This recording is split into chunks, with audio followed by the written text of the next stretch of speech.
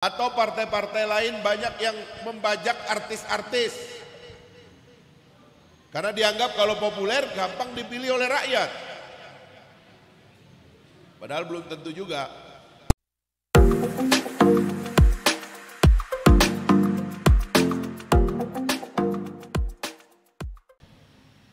Saya ingin bertanya sedikit terkait demokrasi Indonesia.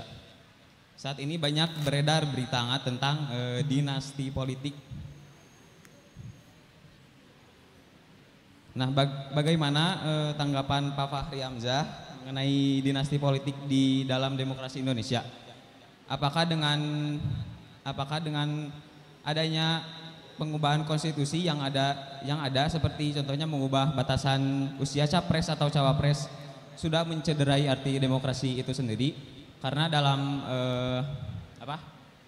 seperti misalnya dalam pemilihan wakil presiden, itu setelah karena ujung-ujungnya balik lagi itu dipilih rakyat. Tapi dengan pengubahan konstitusi, apakah itu sudah mencederai arti demokrasi itu sendiri? Terima kasih. Assalamualaikum warahmatullahi wabarakatuh. Pertanyaan yang sangat bagus. Bapak mau langsung ditanggapi atau ditunggu? Boleh langsung. Karena ini isunya berbau-bau pemilu ini. Jadi dalam demokrasi, negara diurus oleh orang. Dalam otoritarianisme, negara diurus oleh orang. Dalam demokrasi, negara diurus oleh administrasi, oleh institusi tepatnya. Ya, saya kira Ibu moderator kita paham betul itu. Kenapa kita melahirkan undang-undang administrasi publik dan sebagainya? Karena negara tidak boleh diurus oleh inisiatif individu. Negara harus hadir dalam bentuk administrasi dan institusi yang konsisten. Sehingga siapapun orangnya, tidak peduli orangnya itu datang dan pergi, tapi administrasi dan sistemnya tidak berubah. Nah, dalam tradisi otoriter, misalnya kerajaan atau otoritarianisme secara umum, kalau kita berbicara sistem politik sekarang ini ada otoritarianisme Korea Utara dan juga otoritarianisme China. Tapi otoritarianisme China ini sejahtera. Otoritarianisme Korea Utara itu agak gelap ya. Kalau kita pergi ke jalan Gatot Subroto, itu ada 2 kedutaan yang oleh pemerintah pada waktu itu diberikan sama luas tanahnya dan bangunannya itu relatif sama. Di sini Korea Selatan, di sebelah Korea Utara. Korea Selatan itu menjadi negara demokrasi dengan kebebasan dan inovasi di dalamnya. Sementara Korea Utara ini menjadi negara komunis. Kira-kira gedung itu memperlambangkan ya bahwa masyarakat demokrasi itu nanti menjadi sejahtera seperti gedung kedutaan Korea Selatan di Jalan Gatot Subroto itu. Demikian juga yang sebelahnya. Karena otoritarianisme, maka dia menjadi terbelakang. Nah, jadi itu adalah contoh kalau di negara otoriter yang penting itu orang.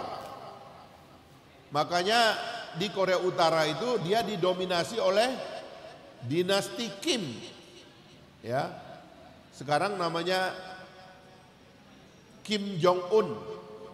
Sebelumnya dia punya orang tua namanya Kim Jong Il, dan seterusnya lah, kira-kira begitu. Nah, jadi dalam otoritarianisme, negara itu diurus oleh otoritas yang tidak berubah. Kenapa China disebut juga negara otoriter? Karena cuma ada satu partai. Jadi kalau dalam kerajaan itu satu darah, Kalau dalam negara modern itu satu pemikiran, satu ideologi. Komunisme itu hanya ada satu partai dan yang boleh berkuasa hanyalah partai komunis. Nah, dinasti itu adalah pewarisan kekuasaan melalui darah.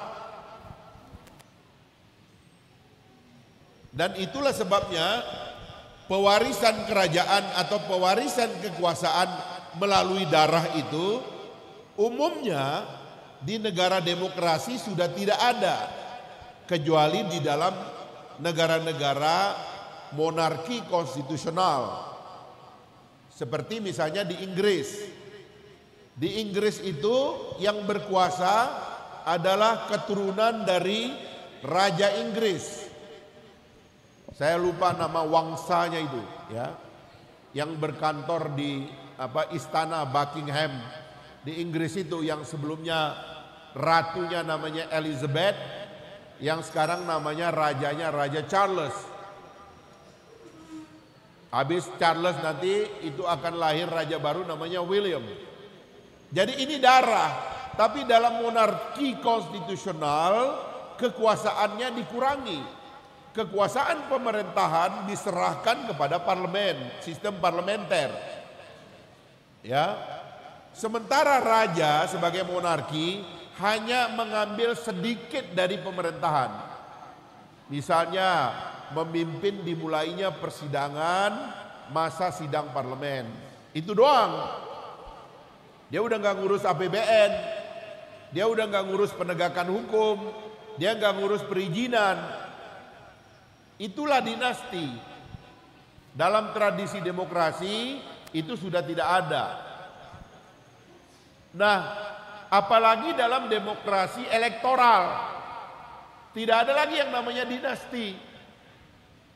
Yang ada itu namanya keluarga politik. Jadi misalnya Bung Karno, proklamator kita, punya anak, bikin partai. Dulu Ibu Rahma membuat partai Patriot, Ibu Sukma membuat partai PNI Marhain, lalu ada Ibu Megawati memimpin partai PDI yang pernah menjadi presiden kelima. Sekarang punya anak namanya Puan Maharani menjadi ketua DPR. Punya cucu maju lagi sebagai calon anggota legislatif. Punya paman namanya Guru jadi anggota DPR dari PDIP. Jadi keluarga Bung Karno ini bukan dinasti. Karena kekuasaan tidak diturunkan pakai darah, tapi pakai sistem elektoral yang ada konsekuensinya, dipilih atau tidak dipilih. Almarhum Ibu Rahma bikin partai, nggak pernah lolos threshold, akhirnya partainya hilang. Ibu Sukma juga begitu. Sama juga dengan sekarang Pak Jokowi, seorang keluarga sederhana dari Solo, tadinya semua jadi pengusaha.